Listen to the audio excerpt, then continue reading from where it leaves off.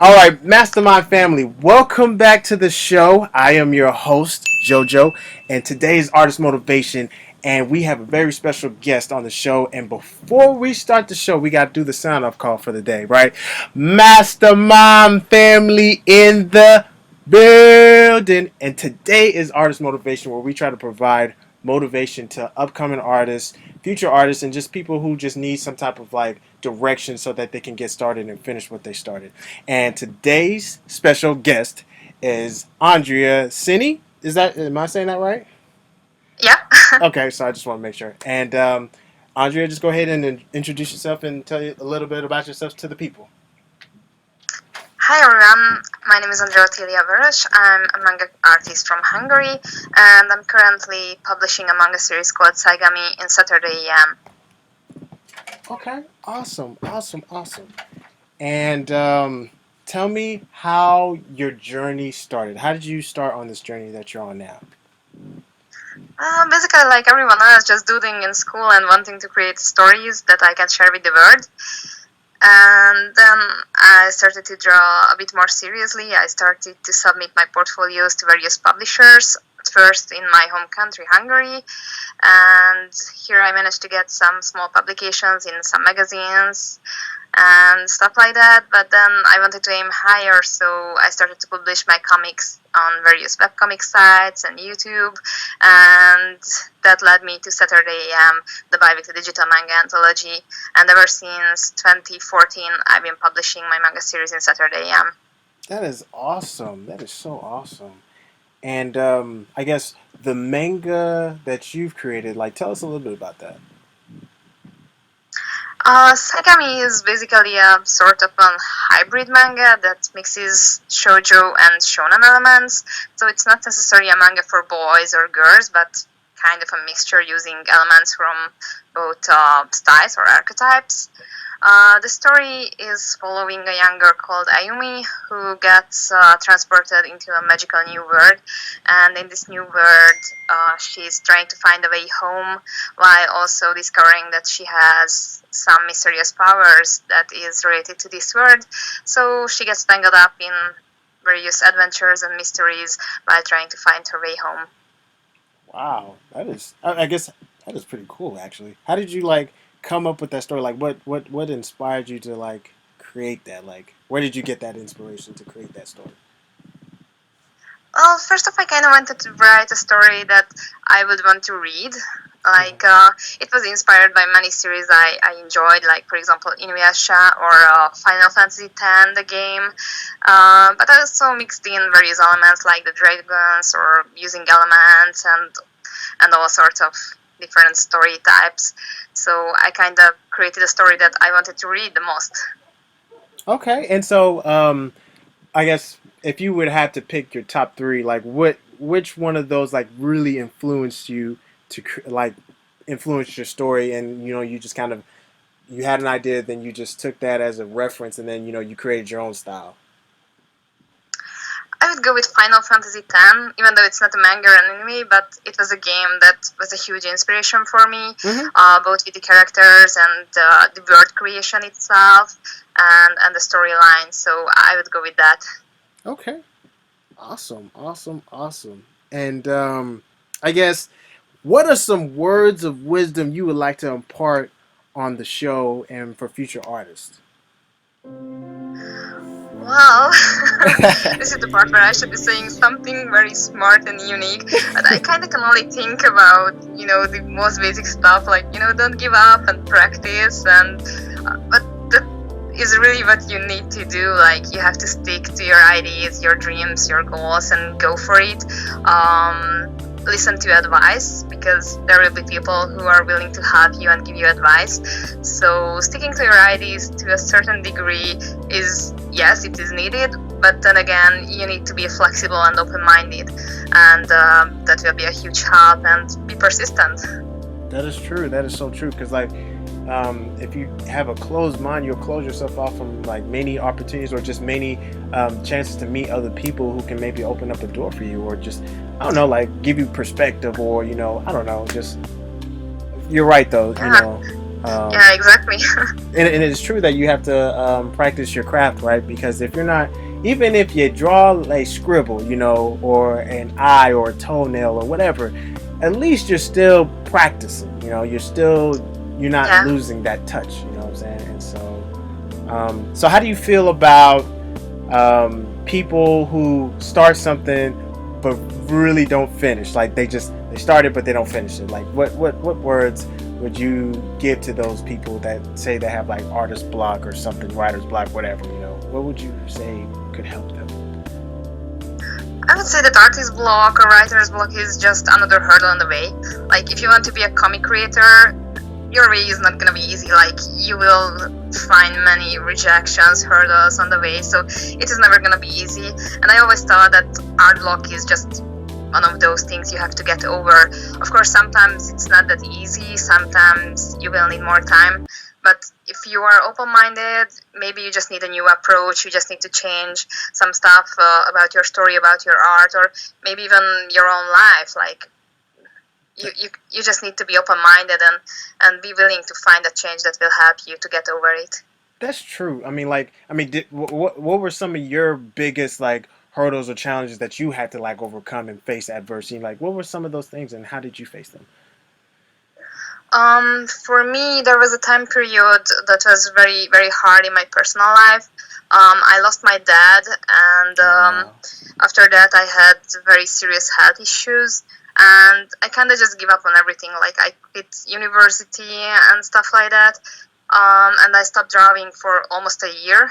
Wow. But yeah, but then I realized that um, I really miss art, and I wanted to go back for it, and I realized that actually art is helping me overcome this, because I could use those emotions and all those feelings I had inside me to create a story. I could put myself into the story and pour it into art, and it helped me to overcome this artist block.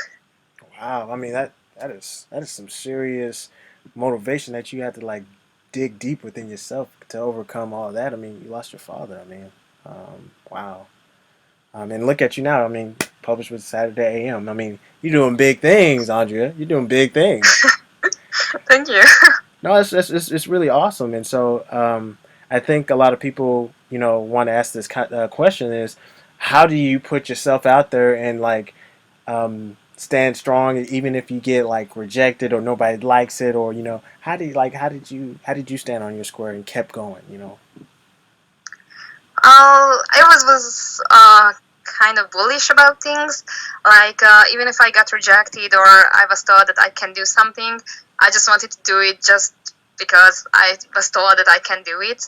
So I guess that mentality helped me a lot, and I would recommend everyone to get a bit bullish about things, because you have to believe in yourself in the first place. Like, no one will believe in you if you don't believe in yourself in the first place.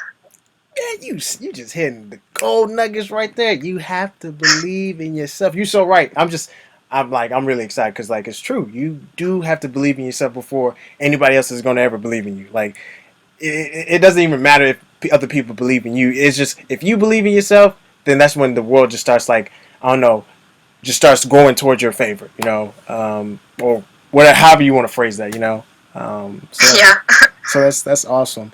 Um, what kept you, I guess, motivated? Even there's a times like where you just didn't feel like doing anything. Like, what kept you motivated to just finish something? Like how long did it take you to finish like one product that you're like just like, yes, I did it and I'm okay with it. It doesn't have to be perfect, but I'm good enough to release it. Well, my motivation was that I always wanted to prove myself. Like, I wanted to be something a little bit more than just average. So I I always had this sort of ambition that I wanted to put something on the table, that I did this, I created something. And I would say that the first thing like that for me was my first published short story. It was just a 24 pages story. It wasn't nowhere near perfect. Like looking back at it, it's really bad. But it was something I created during university, and it was a struggle to do all those pages by the deadline. But that was my first milestone, I would say. Okay. Okay. Okay. Awesome. So tell us. This is something that I think a lot of artists struggle with. Maybe like I don't know. But tell us, how did you exactly grow your fan base for the manga fusion that you've created, or just your product that you've created and shared with the world? Like, how did you grow your fan base? Mostly through social media. I started first with YouTube and DeviantArt, then I included Facebook and Instagram. And I would say that the biggest growth for me was when I joined Saturday AM, and I got the push through Saturday AM as well, because that's a unique thing for all of our creators, that we are a brand together, so it's not just pushing one creator, but we are pushing everyone in the brand. So it really helped my numbers of readers and fans. For example, to get a recommendation from White Manga, who's the creator of Apple Black, and he's a huge presence in YouTube, for example. So that really helped me a lot. That is awesome. That is awesome. So, would you say that collaborating and working with other people, or just joining other forces to, helps as well? I would say so, yes. Especially since when you're collaborating with others, you're not just approaching their fan base, but you're also giving that sort of image to people that you are approachable.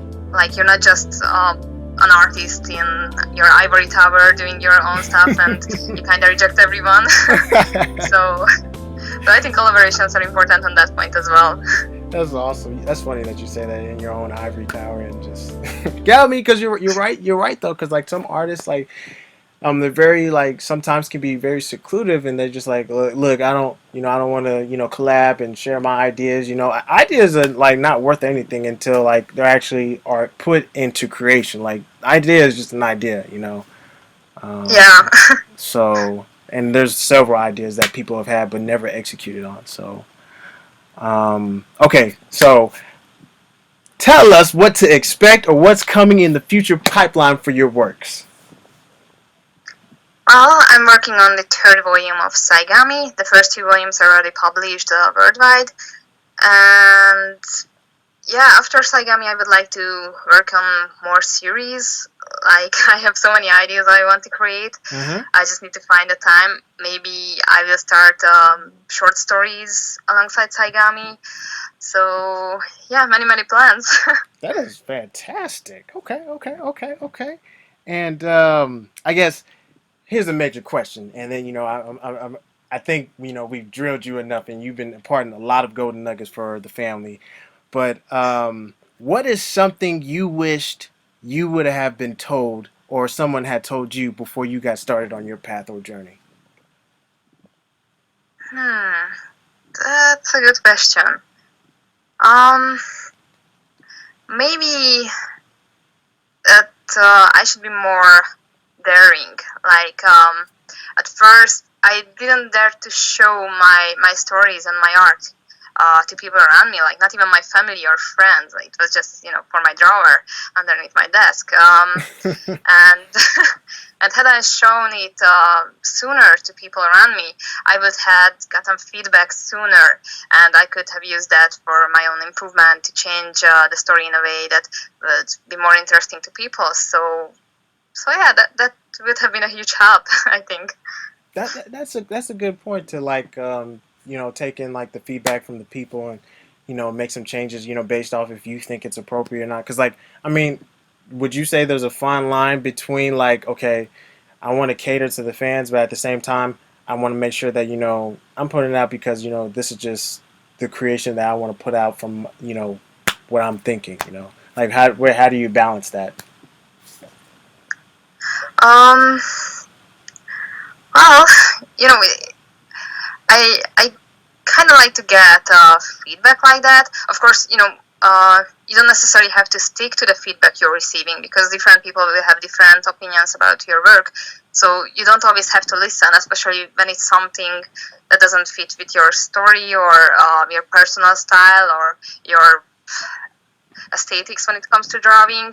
But if you can get the golden nuggets out from those feedback and comments, then you can use it for your own improvement. Yeah, okay. I like that answer. That because that's true. Because I mean, I don't know. That's what I was trying to say. It's like it's a fine line balance. Like you want feedback because you want to improve, but you want to make sure that it fits within the vision that you have. You know. So that's a good point. Yeah. So um, Andrea, well, I think today was awesome. We really do appreciate you taking the time to talk to the family and just about your perspective on your journey and providing us some motivation and just golden nuggets for us to use and go get the work done, and stop just dreaming about it. So, where can the people find most of your art or just more work of you? Like, where can they find you at? I'm on the major social media sites like Instagram and Facebook and YouTube under the name Saigami Project, and they can read the first chapters of my manga series for free on www.saturday-am.com, which is the homepage of the magazine. And yeah, that's pretty much it. Awesome. Mastermind family, that is going to do it for the show. We hope you enjoyed the show and allowed this, to provide motivation to you guys. Until next time, we'll see you again.